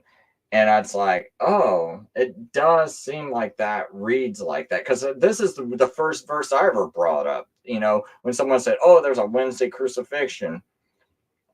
I was like, no, I'll show you one verse, man. You're obviously you're obviously some dummy that doesn't read their Bible. I mean, and that was my attitude with the person, right? But I'll be fair and open minded. Let's see, right? And I was like, but I'm seriously thinking this guy doesn't read the Bible, even though this guy probably read the Bible about 50 times more than me. But here's me having, just assuming, because I'm like, well, I was brought up in Sunday church, and every church around me almost is a Sunday church. Why? So, and they always taught me 3 days and 3 nights. And how could all these people go to seminary school? And we got hundreds of years of people going to seminary school, coming out, teaching these churches. And you mean none of these people notice this, right? So that's my whole thinking. That's why, and I just thinking, okay, this person, it must be one of these people that read a lot, think they're smart, and think they notice something, and then they totally overlooked one little verse that could totally blow their whole argument away. But then when he started showing me this stuff, now some things was like this, where it was a little over my head when he's talking to the Greek to me at the time. But it's like, but it did make sense to me that you would have that adverb early modifying the appearance and not the resurrection. So that's all I'm saying. Okay, so you said, please read Matthew 28, 1 through 3. Okay, I'll do Matthew 28, 1 through 3.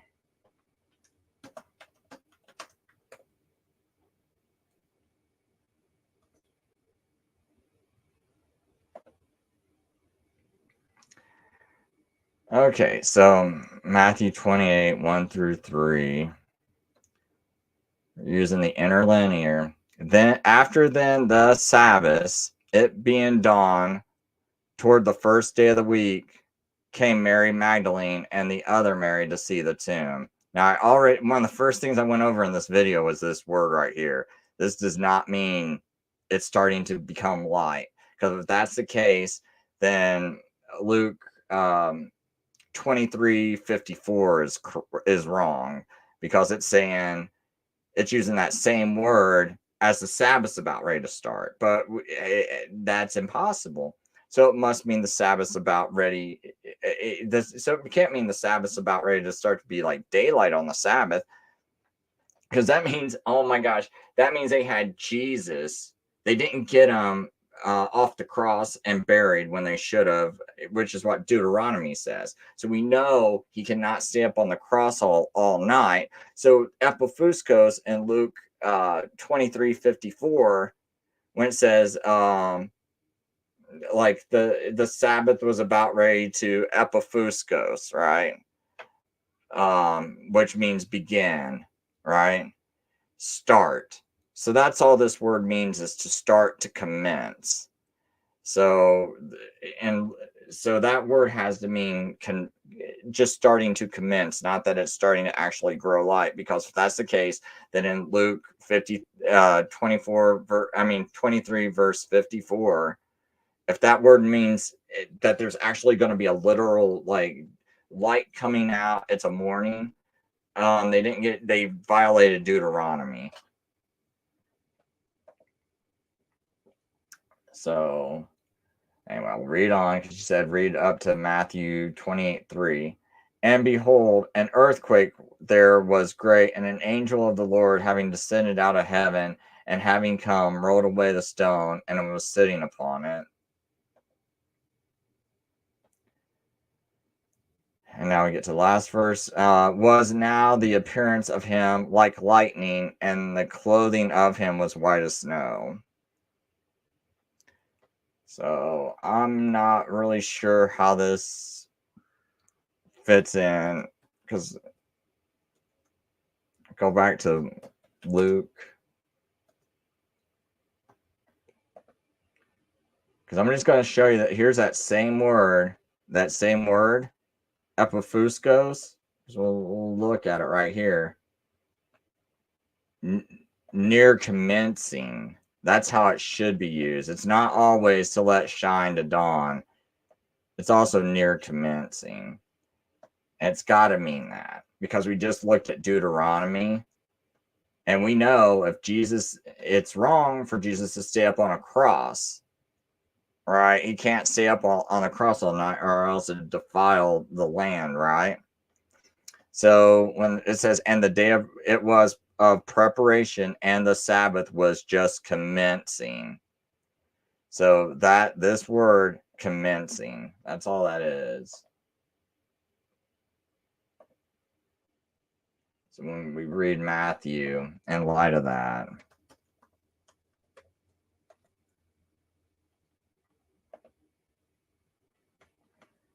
oops, I'm gonna find a whole, I don't need interlinear, I just want to read a regular.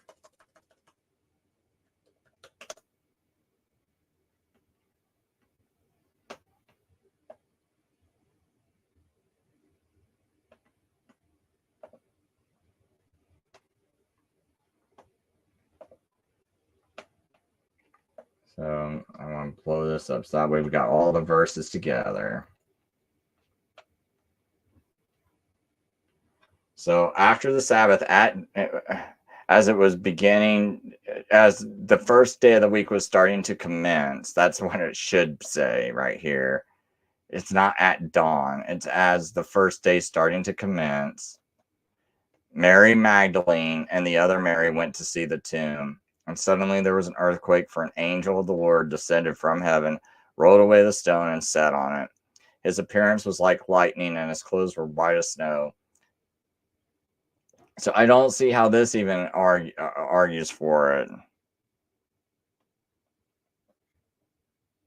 So you're saying verse 2, after Mary en route to the tomb, the earth quakes as the angel rolls away from the stone.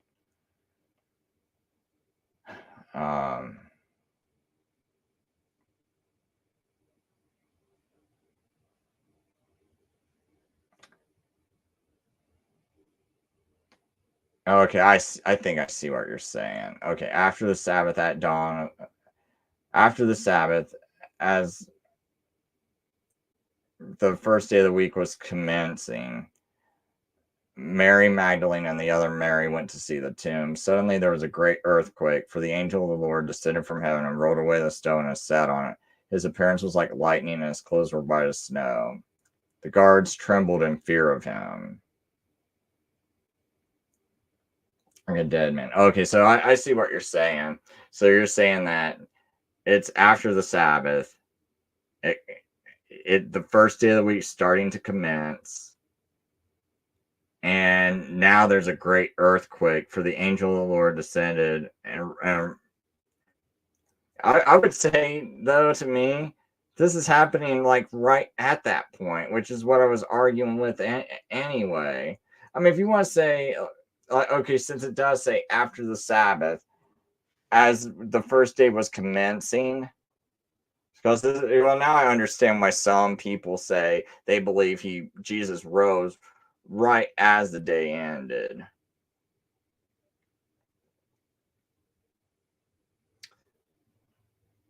Because it does say, because that would be commencing at the dawn of the first day of the week. I mean, let me read another. I'll go back to that interlinear.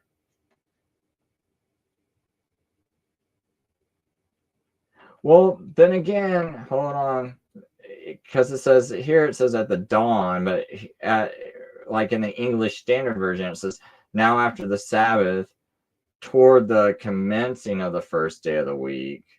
Well, it does still say after Sabbath, though. Towards the commencing of the first day of the week. I wonder if this word after is just like absolutely after.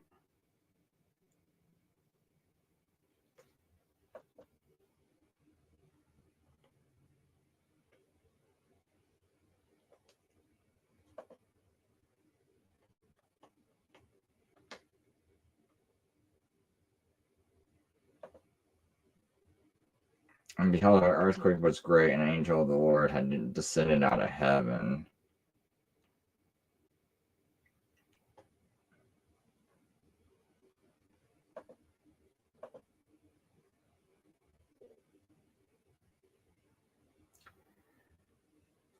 This to me though, it's still, yeah. I got to think about this one. I mean, at least this is the best verse someone's brought up, though. Like I see where you're going with it, man. I think that's, you say, okay. So let me. So I can see how someone could say that this absolutely means it was like he rose on Sunday. I mean, I at least give you that much, man. So you say, I agree with you that you can argue that the stone was rolled away for them to see that there was no body. Christ could have warped out of there 12 hours early, or he could have warped out of there like even 30 seconds earlier. But yeah, okay. Now, I mean, that's good, man. Because I want to run that by some people I know. I still think though it was a very early, like, I mean, I'm saying like he's out of the grave by what we call Saturday night though. Like I don't think he was in that grave. Um like what we would call Sunday.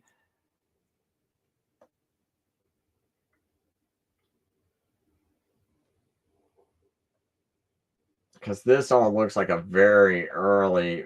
I have to think about this because it's Matthew, and Matthew just has some weird chronology, right? Because he also said like in Matthew 27 that there's people rising out of the grave and that Jesus had rose, and so I have to think about, since it's Matthew, I have to think about all that wording because it's almost like he's just like he'll say all these details and it's so hard to know the exact chronology.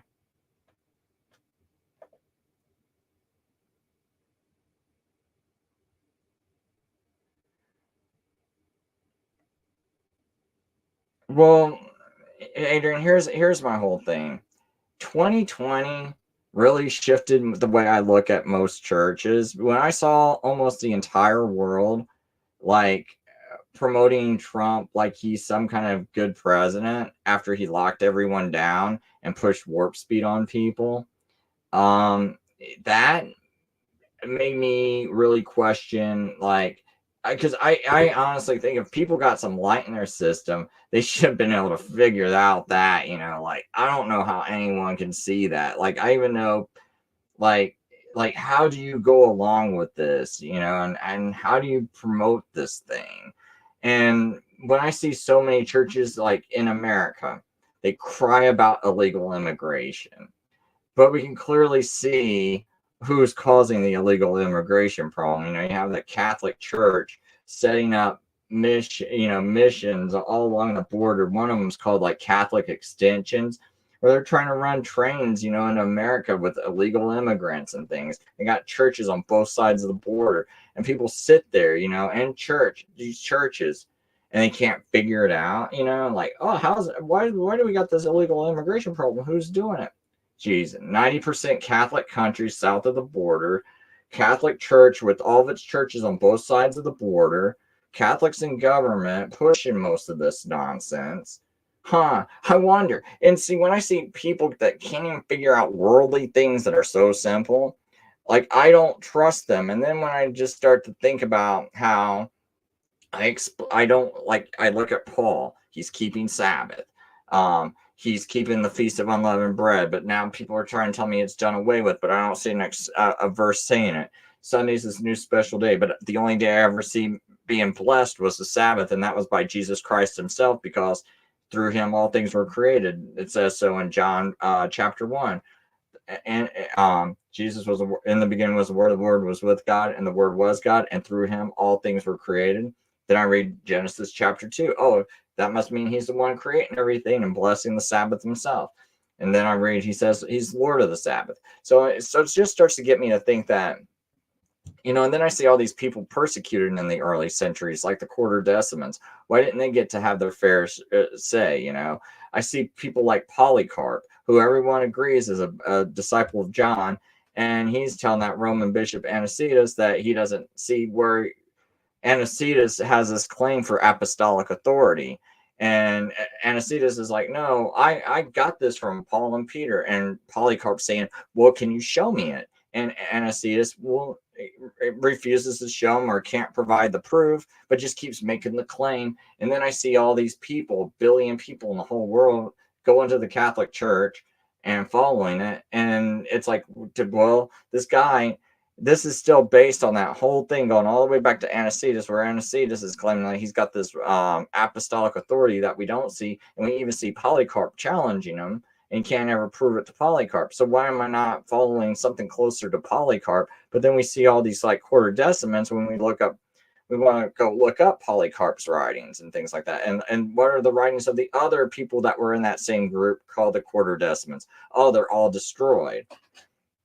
So it really makes me like, I can't say that these people are out to undermine Christianity when I feel like there's been forces trying to undermine it in the first place, because it's like there's nothing explicitly talked about in the Bible about a Sunday observance, anything special. We don't see it. And then when I start to find out, oh, they're saying it could have been, they point to Acts, and I'm like, well, that doesn't make sense. That's definitely even that timeline that Paul's traveling from what is it, from Troas, or maybe he's traveling to Troas, I can't remember.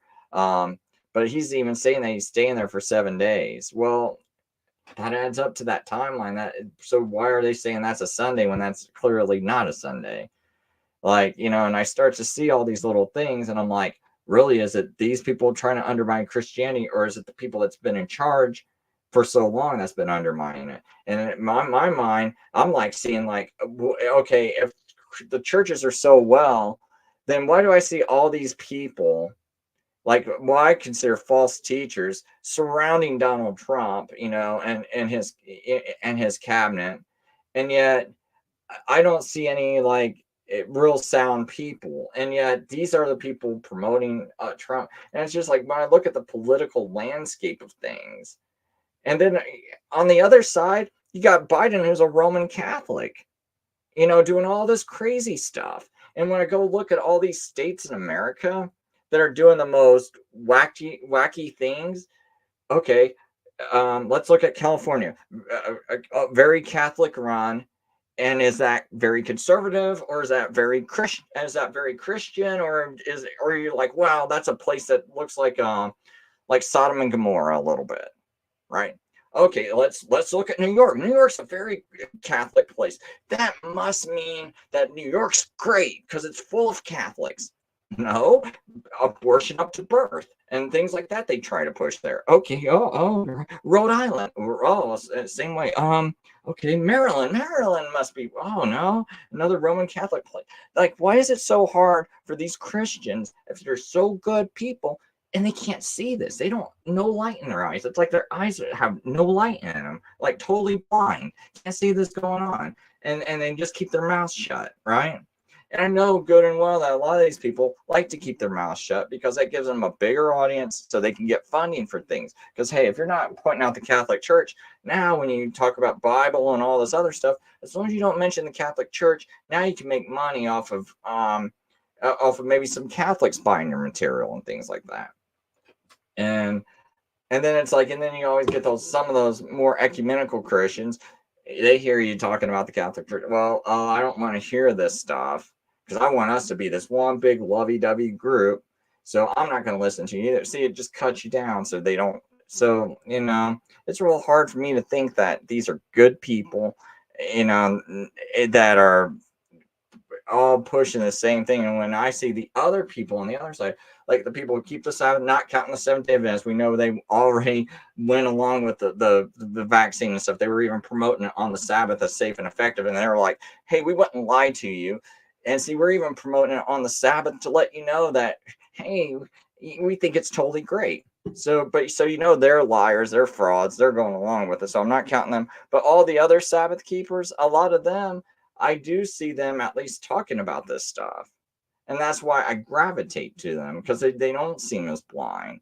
Like it's like I can talk to them and point this stuff out and they get it. They don't fight me. These other people, it's like, oh no, Trump's going to save us and all this other stuff. And it's like, I kind of get tired of that, man. It's like, why can't you people wake up? It's like, uh, why are all these people reading news publications like WND, WorldNet Daily, and Alex Jones and Joseph Farrell are on the same team, work for and it's like, and Joseph Farrell's been on Alex Jones's show, but why doesn't Alex Jones call him out? You would think that all these Christians, if they're so awake, they would see this stuff.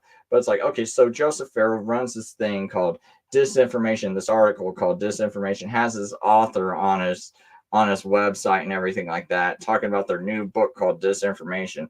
And here's the crazy thing. Anyone with a brain can look at this and figure out this is a lie. But I know most people who read WorldNet Daily so-called call themselves Christians, right? And support this and think they're so conservative and so awake. But WorldNet Daily, they shouldn't even exist after running such a stupid article, because in this article and promoting this book, it's talking about how the communists are behind the immigration, right, and all the illegal. Now, just saying that alone, that just blows my mind, and stupidity, and how people cannot see that's absolutely stupid. But so how does WorldNet Daily have a website anymore? And people may be like, well, what? Wait, Chris, what about, how is that proven it so well? Okay, think about this. The reason why we put these Catholics in these positions like FBI, CIA, and all this other stuff is because supposedly, and why does the CIA say they like to work with the Vatican so much? Oh, because the Catholics hate communists, or the communists hate Catholics. Okay, so now it's okay to work with them because we're all working against the same boogeyman called the communists. Problem is, if the communists were the ones doing the illegal immigration, why is the communists, if they hate the Catholics, leaving the southern border open when those countries south of the border are 90% or more Catholic? So they're flooding Catholics in here. Why? It's like, why would the communists, if they hate Catholics so much, be flooding America with the Catholics? See, it's like that. It's just like dumb things like that, man. And that's why it's like, when I see this thing after I saw 2020, it's hard for me to trust churches anymore. I don't trust these churches anymore, because all of them went along with this. None of them hardly spoke out about this stuff, right? And even the ones that so-called fought against it, they never even called out the people who were against it, right? It's not like these churches that decide to stay over and it's like, hey, Trump, I'm not going to listen to you. No, a lot of them were still like pro-Trump, even after Trump locks them down and pushes warp speed on them. It's just totally nuts. You can't say Biden's fault. Biden wasn't president in 2020. Trump could have wrote into warp speed that this thing could never be mandated. Why didn't he think of doing that? Why didn't he decide to do that? It's not like he didn't think of it. He could have done it. I suggested it. I've tried to form groups to promote that ideal. But guess what? I had the same groups attacking me. They're telling me, about, that go to church on Sunday and stuff, and attacking me. And I'm like, okay, and they weren't attacking me for going to church on Sunday. I'm just saying, here they are. These are the typical people going to church on Sunday, doing the stupid stuff, right? Promoting the stupid stuff and not thinking. So I'm surrounded by people that I don't think ever stop to think. And that's why so when I'm listening to these other groups, I don't think they're undermining Christianity, right? Not that people, just because they observe Sabbath. I think it's kind of, even when I was a kid, the basic logic was, I was confused, even as a child going to my Sunday church, because I said, here's the 10 Commandments. Is this a Sabbath? So is Sunday the Sabbath? And they'd be like, no, Sunday's not the Sabbath. I was like, well, why don't we keep the 10 Commandments? But see, and then I go to, and then a week or two later, here's my pastor talking about the 10 Commandments and how governments need to respect the 10 Commandments and all this other stuff. But yet, about 2 or 3 months later, it's like, if I ask a question, it's like, well, that one commandment's done away with. These things are confusing me as a kid. And it's like, it's not very easy and convoluted. I think it should be very simple. There's 10 commandments God gave them, and it's like, and we don't see them ever gotten rid of the Bible. It's like no one ever pointed me to a verse and goes, here's 2 verses, Chris, shows you they're completely done away with and it was replaced by Sunday or anything like that. Like, we don't see this. It's all this like convoluted assertions. It's almost like someone teaching me that Daniel 9 is about a future Antichrist, and you have to insert all this convoluted things onto the text, and you have to ignore words like the word after in verse 26. After those 69 weeks, I know it says 62, but we know it's 69 altogether. After the 69 weeks, then the Messiah will be crucified. Well, there's only 1 week left. Instead of just going by a simple, view of the scripture, they got to have all this like convoluted stuff added to it. And it even makes sense if you say verse 27 is about Jesus. And in the midst of the week, he shall put an end to sacrifice and offering. Oh, he did that with the by being nailed up on a cross. We no longer need sacrifice and offering. And that looks like it fulfills everything in verse 24, and it's real simple. But then it's like I go to church and it's like, buy this end times books. It's based on Daniel's 70th week being in the future. And they're selling you this and they're making all this merchandise. And then all these churches agree, are like patting each other on the back about it. Well, they're sitting here lying to you. And it's like, if they're going to lie to me about Daniel 9:27, and make money off of it, and seem to not care and not have a big issue if another church or another preacher on TV selling it. Oh man, it's okay that he's making money talking about end times and stuff and telling you a bunch of nonsense and ripping people off. Well, it's like, it seems like a lot of pastors don't have an issue with that. And so I just kind of wonder, overall, what state is most of Christianity? Because when I start to see all these lies being taught, it upsets me. And I'm like, dude, that Daniel 9:27, that's definitely a lie. Then you got people using Daniel 8, trying to use that for a future Antichrist. And it's like, no, that's not no future Antichrist either. And it's like all this stuff, man. It's like just nonsense, man. I'm bombarded by church. And so it is hard for me to trust them, especially when I'm someone that just started studying the Bible really hard about 3 years ago, because I figured, because it wasn't until I really realized that these preachers might not know what they're talking about. Because I just kind of assumed for the longest time, these guys got seminary degrees. They've obviously had people approaching them with different questions all throughout these years. And now this isn't just 20 years. This has been going on for like, hundreds of years. People have been approaching questions, going to seminary schools. They should be getting more and more refined over the time. And then it's like, I suddenly start to realize these things have not really been touched and talked about. So, yeah, my big rant on that. But to me, that right there is, I feel like 99% of the churches are undermining Christian beliefs, especially when you count the Catholic Church in it.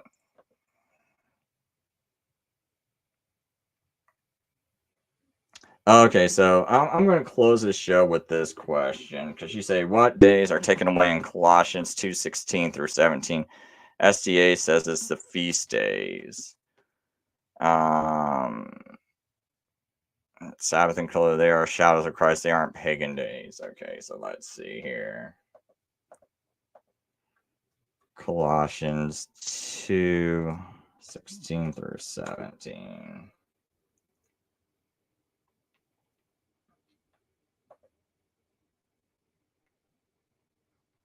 Therefore, do not let anyone judge you by what you eat or drink, or with regard.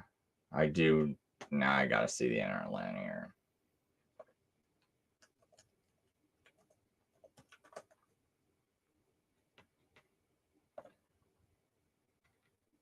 Not therefore any of you let judge in regard to food or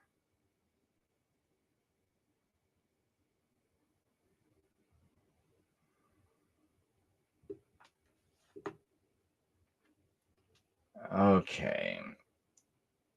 This.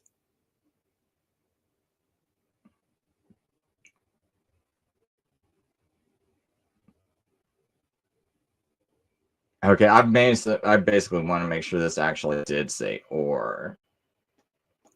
Not therefore any of you let judge in regard to food, also in regard to drink, or in regard to a feast, or a new moon, or Sabbath.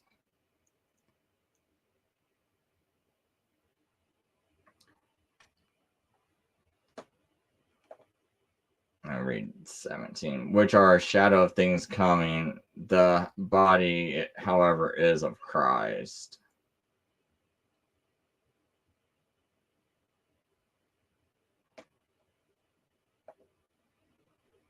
Okay, so the Colossians were basically Gentiles, right?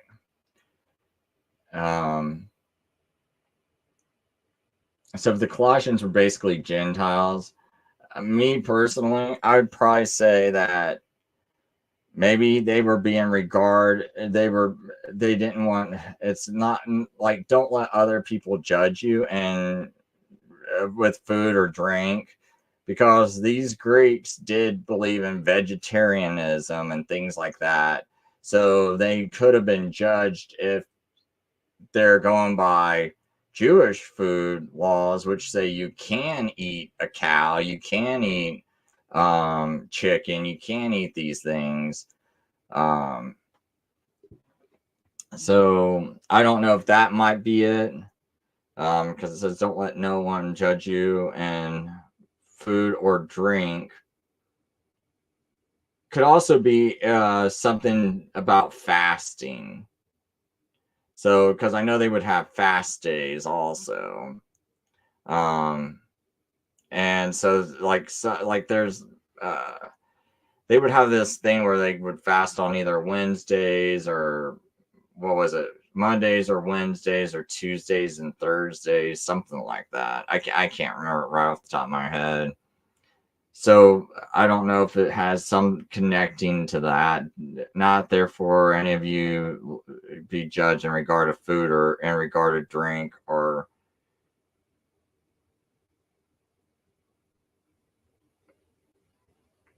so I don't know if that's,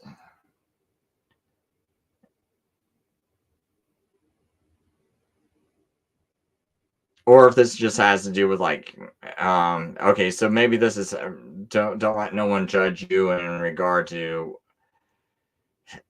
maybe fastings, or in regard to a feast or a new moon or a Sabbath. But I don't think it's saying don't keep them or do away with them. It's just like observe them, but don't let anyone like judge you in them. I mean, could it be saying that? I have to kind of think about Colossians 2:16, because I can't remember what the best answer was for that. But me personally, it just telling me not to let no one judge me, but I don't see it saying not to do it. It just says don't let someone judge you. So it could be also that being a new believer, because I know when I first started keeping Passover, it was awkward because I was like, well, how do you do it perfect? And I was like, you know what? I'm just going to start doing it, and I'll probably make mistakes, but I'll just keep doing it every year, and hopefully get better in time. And so I don't know if it could be something like that, like, yeah, just go ahead, like you're doing, Chris, just go try to keep it, but don't let anyone judge you. It's like, because this is just a shadow of things coming, but however the body is of Christ, so that's kind of my own personal way. But I'm not saying that's the right way. Someone might have a better interpretation of that. But I don't think it means like, oh, you can just don't even have any regard to it, Just as don't let anyone judge you. So I don't know if there's like some judgmental things going on where it's like, non-believers judging people who started believing, and now they're judging them about, oh, look at you drinking the, doing the, eating this food or drinking this, and in our Greek customs we don't do that. Or now you're keeping a feast like a Jew. Look at you over there being a Jew, and believing in Jesus, doing all that Jewish stuff, believing in Jesus, the Jewish Messiah. You're going to be a Jew? What are you trying to do? Be a Jew? It could be something like that. I don't know. But anyway, Agwe says, Paul won the day over his opponents, hence his Christology, according to the Church of Rome, established foundational orthodoxy. We have a right to be dubious of the authority of the church and Paul. Not quite sure what you mean by that, because you said we have a right to be dubious of the authority of the church and Paul. I don't have a problem with Paul. I feel like Paul, everyone twists what he says as what I think, because I'm seeing Paul as observing the feast, observing Sabbath, and I just think people are just getting his words all wrong. In Deuteronomy 4:13, he declared to you his covenant, which he charged you to observe, that is, the 10 Commandments, and wrote them on the 2 stone tablets. And Truth Free says, we are not to judge anyone's heart, but the actions that God tells us. Yes. Yeah, see, that's kind of how I see Colossians 2:16. Is that right there. I don't think it's about not observing these feasts and things. I think it's about we should observe them, but just don't let people judge you, in them. It doesn't mean just go out and blatantly break it and have disregard, because it just seems weird that Paul is observing these things still and going to them, and basically we don't see him. I don't know, we just don't see Paul doing something contrary, where it's yeah, there's Paul breaking the Sabbath, or yep, there's Paul, he ate a pork sandwich, or so it's real hard for me to even go against the food laws, because it's just I just don't see that laid down. And also, it's my thought of eating a pig is like eating a dog. I just don't have any desire to. It's when I really figure out what these animals actually are, I don't have this craving, oh my gosh, I gotta go eat a cat. I gotta go, have Christmas with the Swedes, and eat cats, or chill out with my Haitian neighbors. It's no, it's I don't have any desire, man.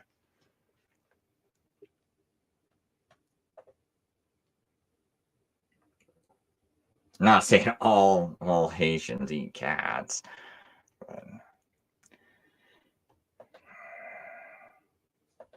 but I do find it odd, though, that the Swedes and the Haitians have that odd thing about eating cats. Truth Free says, Peter was reprimanded by God in a dream. Nothing unclean, though the food guides matter. Swine cooked fully can harbor parasites. Yeah, that's what I learned too, is that even, what is it, gosh, man, I can't remember how high that temperature was. I remember reading this one thing where someone did an experiment and they cooked the pork at a really high temperature and it still had parasites in it. And what was it? Oh yeah, they said you had to ferment the pork and then cook it in order to get out all the parasites.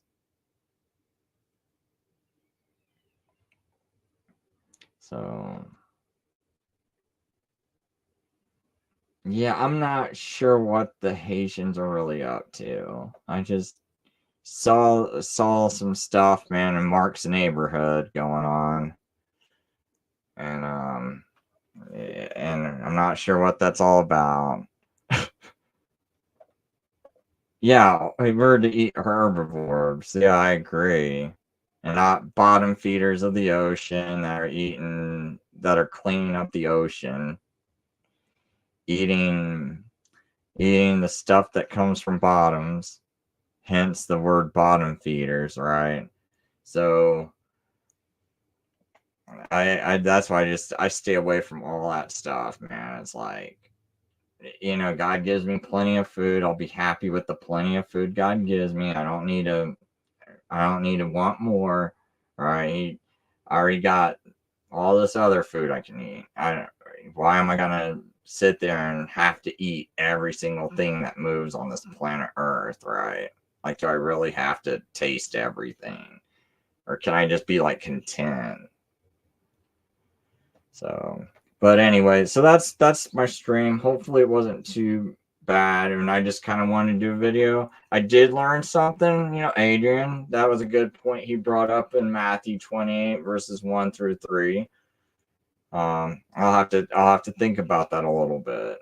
So anyway, that's my stream, and hope you all have a blessed day, blessed Sabbath. Maybe I'll do